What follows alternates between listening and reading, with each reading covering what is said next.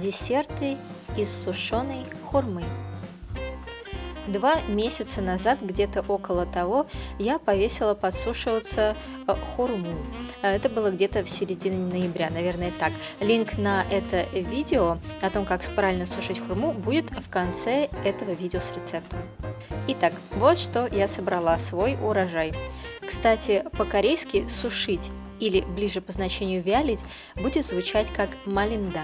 Это глагол, и если вы хотите сказать сушить хурму, я сушу хурму, вы скажете камыль мальёё. Итак, мы приступаем к приготовлению нескольких блюд. И первое у нас будет это ролл из сушеной хурмы, а точнее мы рассмотрим несколько вариантов, как можно их приготовить. Итак, мы должны будем у хурмы отрезать, удобнее всего делать это ножницами, часть, которой она была привязана, и кончик. Кончики можно, кстати, сразу кушать. И затем ножницами мы разрезаем ее сбоку, просунув одну из ножниц в середину и так разрезав хурму. Как вы видите, она достаточно плотная. И мы для этого берем нож и поступаем с ним так,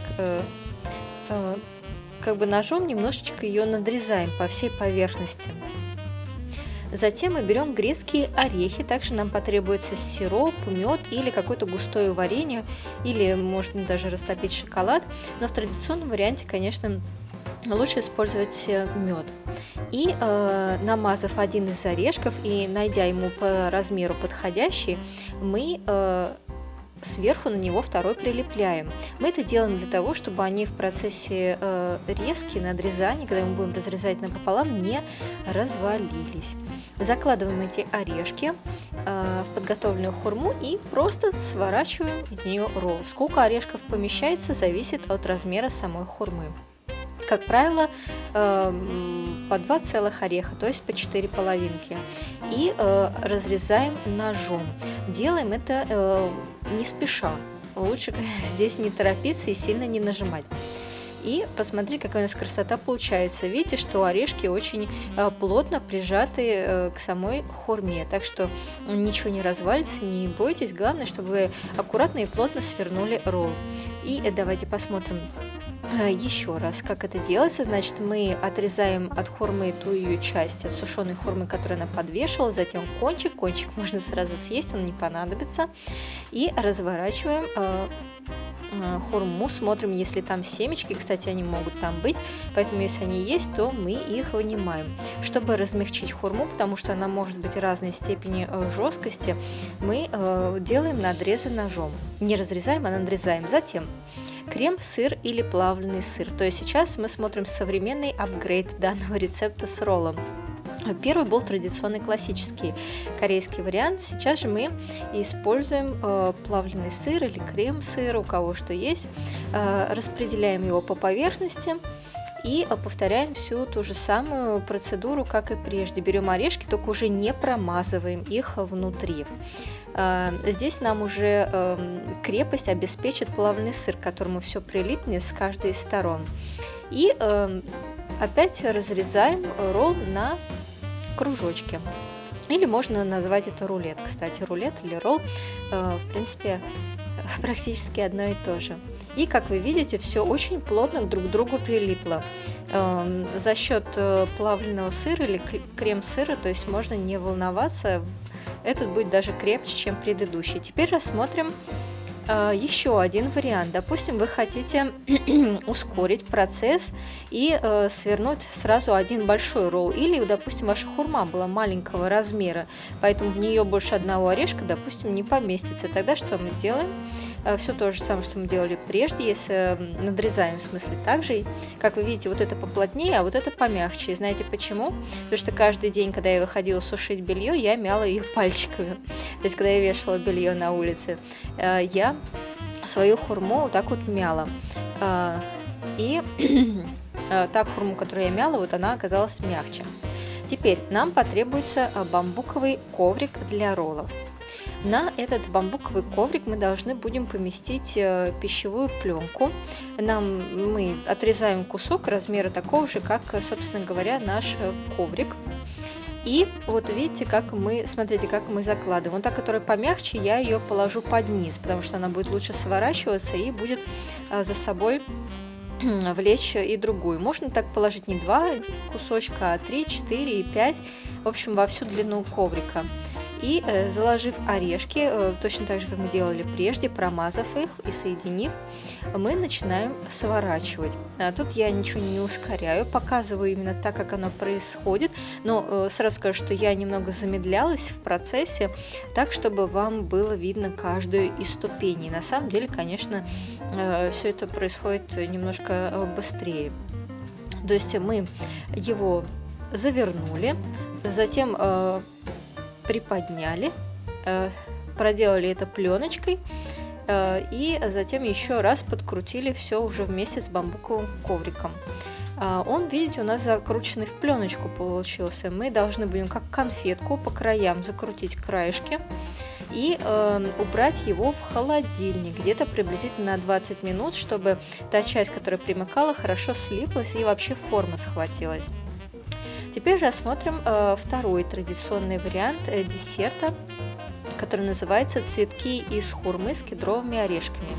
Здесь мы должны будем у хурмы отрезать только ту часть, на которой она была подвешена. И затем, как видите, я перевернула ее, то есть не горизонтально, держу ее вертикально, и вот так ее саму в себя вдавливаю, сплющиваю, чтобы ее кончик оказался наверху. И получился такой кружочек, что-то похожее чем-то на сушеный инжир. И давайте посмотрим еще раз, как это делается. Не бойтесь, хорошенько ее промассируйте, разомните, чтобы вот она приняла вот такую вот кругленькую форму. Теперь мы берем ножницы, удобнее все делать ножницами, разрезаем кружочек напополам и затем еще раз напополам. И получаем тем самым 4 одинаковые половинки, четвертинки. Вот. Какая-то хурма будет мясистей, какая-то помягче, какая-то пожестче. Вот. Но в принципе все равно одинаковые. Теперь каждую из четвертинок мы ножницами, краешком ножниц 4 раза надрезаем. Вот видите, вот если вот с одной стороны она не полная такая, то есть если есть какие-то части, если она не идеальная выглядит, то лучше ее не использовать, все равно не получится. И делаем 4 вот таких вот надреза. Как вы видите, там они не до конца нарезаны, а просто надрезаны. Если где-то получится 3 надреза или 2, это не страшно. Просто все равно потом вы будете складывать какие-нибудь красивые фигурки из того, что получится. Теперь, тут уже без азиатских палочек не обойтись, потому что одними пальцами сделать это сложно, ими лучше себе помогать. Нам нужно вот эти вот кармашки, вот этих надрезов, которые образовались, расправить. Это первое, что мы с вами делаем. Еще могут выявляться какие-то семечки и вылезать слишком много мякоти, тогда эти части нужно будет просто аккуратно удалить. И так как я и говорила, мы расправляем кармашки, то есть расширяем их, внутрь вставляем палочки и как бы раздвигаем. Теперь, после того, как мы это сделали, мы должны будем каждый из, теперь будем называть это уже лепестками, надрезов, его развернуть. Вот повернуть вот таким вот образом. Тут уже лучше смотреть, а не объяснять. Тут, так будет уже понятнее даже. Видео я здесь не ускоряю, а вот показываю, как вот оно реально происходит. То есть это будет даже отнимет у вас больше времени, чем закручивание роллов. Так что если захотите сделать такую красоту, то временем запаситесь. И как вы видите, вот такой же расправленный и закрученный в одну сторону, каждый из лепестков уже похож на цветочек. Теперь самый главный акцент. Мы берем кедровые орешки, и каждый из кедровых орешков мы вставляем в кармашек лепесток. Тут уже надо приноровиться, как раз потренируйтесь с азиатскими палочками, как хватать ими очень мелкие предметы. И вот видите, что у нас получилось. Вообще это того стоит, и процесс этот очень такой медитативно-артистичный. Теперь уже можно сложить все что угодно. Через 20 минут мы достаем ролл из холодильника, разворачиваем его из пленки и просто-напросто нарезаем. И хочу посоветовать не стараться нарезать маленькие кусочки. Лучше этого не делать, потому что они могут поломаться или разойтись в том месте, где как это сказать, где слипалась, где хурма слипалась, где ее стороны слипались. И вот видите, как у нас все красиво получилось. Орешек сидит плотно, ничего не разваливается. И поверьте мне, что это необыкновенно вкусно. Вот у нас здесь вот роллы, те, которые мы делали с плавленным сыром, и те, которые мы делали просто с орешком.